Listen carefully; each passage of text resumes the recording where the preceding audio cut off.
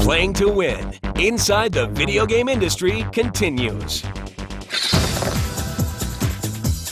What the video game industry demands more than anything else these days is more money, especially with production budgets reaching $10 million and above for a single title. You're getting into Hollywood realms of financing. It's even worse than Hollywood in the sense that you don't get the second and the third and the fourth bite at the apple. You don't have the cable sale, the DVD sale, the foreign sale, the TV sale.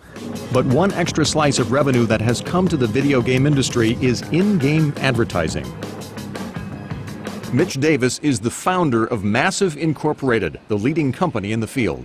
We do billboards, posters, and the typical type of outdoor advertising that you see within the virtual world. Consumers have been raising their hand for years for authenticity. If you can think of how bizarre it would be to watch NASCAR and not see a logo on a car, it wouldn't be real. For advertisers, it's an opportunity to reach an elusive audience. Men 18 to 34 had stopped watching television and moved increasingly to video games. Now they're playing games 2 hours a night. That's 4 times as much as they're watching television. So if you're Coke or McDonald's or one of the big movie companies and so forth, then you need to be in video games. Companies like Coke are also advertising in virtual worlds like Second Life. Some Fortune 500 companies are buying up land in Second Life to create corporate islands. Playgrounds, if you will, for avatars to spend time with their products or brands. Nissan, in fact, gave away free virtual Sentras to Second Lifers who visited the car company's island. We're not buying advertising per se. We're creating an experience for that's playful, that's fun, but still communicates, our key product features, our key product attributes. So if you think about it, it's really like a 24/7, auto show that's on all the time that people are able to look over and go, hey, there's a really cool new Sentra. And they're able to play with it. And the cost for Nissan? Virtually peanuts.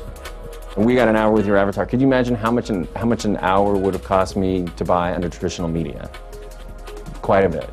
Marketing and advertising in virtual worlds and in video games are signs that the game industry is becoming more mainstream. To Sims creator Will Wright, moving beyond the traditional guy gamers who play all the time is the future of the business. We've been catering to a hardcore group for the most part over the life of this industry. And those people, were expecting the games to get deeper and deeper, and it was a 10-hour experience, then it was a 20-hour experience, then 40 hours. But I think that as we hit the mass market, we're getting a lot of more casual players coming into the market. They want something that they can pick up and play for 10 minutes, 20 minutes at a time, put down, pick up again later. Games need to become a little bit more flexible in terms of the type of players that they entertain. Wright believes one of the solutions is allowing players to build their own fantasy game worlds, which is exactly the premise behind his newest game. Spore enables you to play in your world, create your own world, create a species, and get them to a point where they leave their planet. And then once you leave your planet, you connect to the internet of a universe of other planets created in the exact same way, and you get to go explore other people's planets. Players love making this stuff, but we give them powerful enough tools. To them, that's as enjoyable as the game. And if we can basically give the players that role, they become co-developers with us. In the game industry's ideal world, everybody would have a video game device. The truth is, that world is already at our fingertips. The suitability of the cell phone as a video game deployment platform is just spectacular. And as the screen technologies increase, and the memories and the hardware in those things increase, that's going to be a dominant form of video game delivery, because it's with you all the time. The founder of Electronic Arts, Trip Hawkins, is a firm believer in mobile gaming's potential. He formed his new company, Digital Chocolate, in 2003 to develop software for cell phones.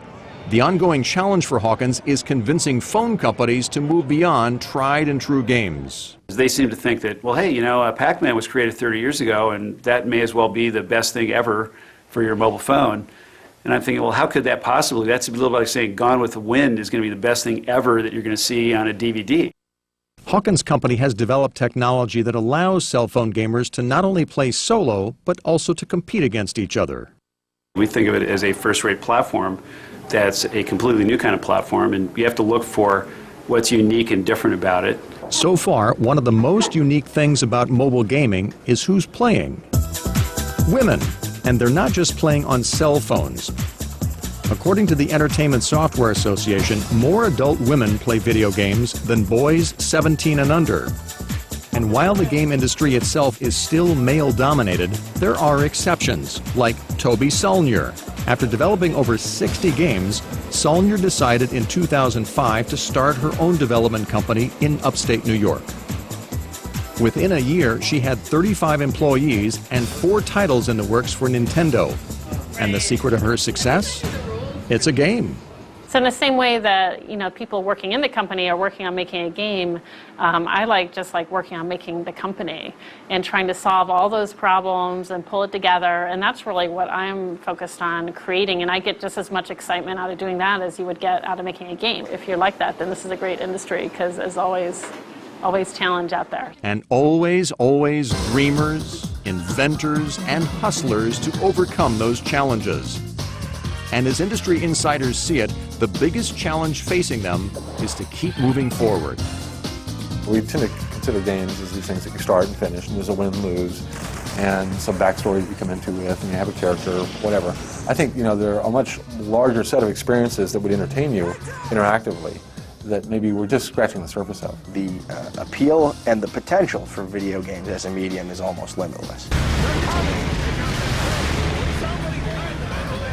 Now it's up to the imagination and guts of companies and designers to really draw us in further. People aren't going to buy the game because it looks better. All games are going to look great. So how do you differentiate? By story, by character, by gameplay, by a variety of other things. Make the art form more appealing to a broader number of people. And I think we're headed that way.